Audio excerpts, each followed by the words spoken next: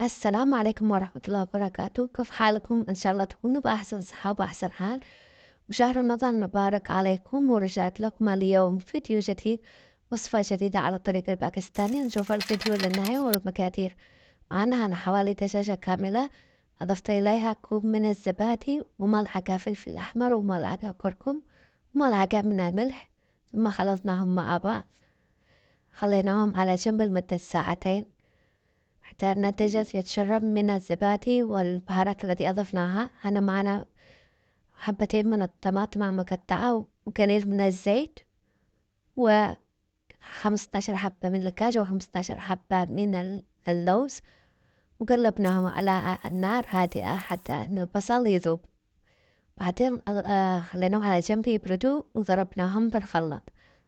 هنا معانا كوب نصف من الزبادي، ملعقة من الفلفل الأسود وملعقة كمون وملعقة من الكزبرة الناشفة وقليل من الفلفل الأحمر. الذي ما يحبوا الفلفل الأحمر يقدرون إنهم ما يضيفوش عادي. بعدين نخلطهم بهذه الطريقة. هنا في وعاء ثاني أنا نجينا نحمر الدجاج، قليل من الزيت ونضع الدجاج بهذه الطريقة. هذه يعني نقلي الدجاج على الزيت، نقليهم بس لما ياخذوا معنا اللون بعدين نقلبهم على الجهة الثانية. وبعد ما يعني ياخذوا اللون هذا ناخذه بقى خلاص نشيلهم على جنب.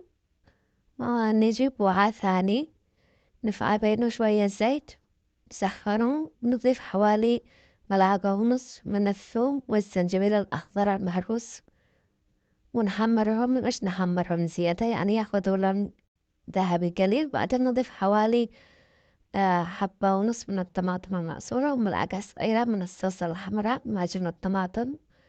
نضيف أيضا الزبادي الذي أضفنا له والبهارات، نخليه من مدة 5 دقايق نقلبهم. بعدين نضيف الدجاج اللي حمرناه، نضيف الدجاج. بعد ما نضيف الدجاج نضيف البصل والكاجو واللوز الذي عصرناه، ونضيف كوب من الماء الساخن ونخليه 5 دقايق. بعدين نضيف الزبدة.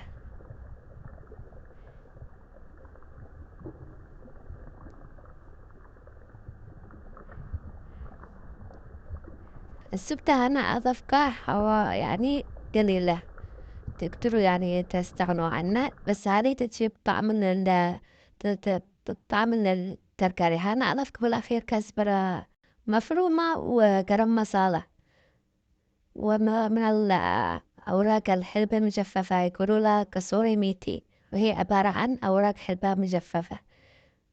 بس خليناها من مدة 30 دقيقة وهذه النتيجة.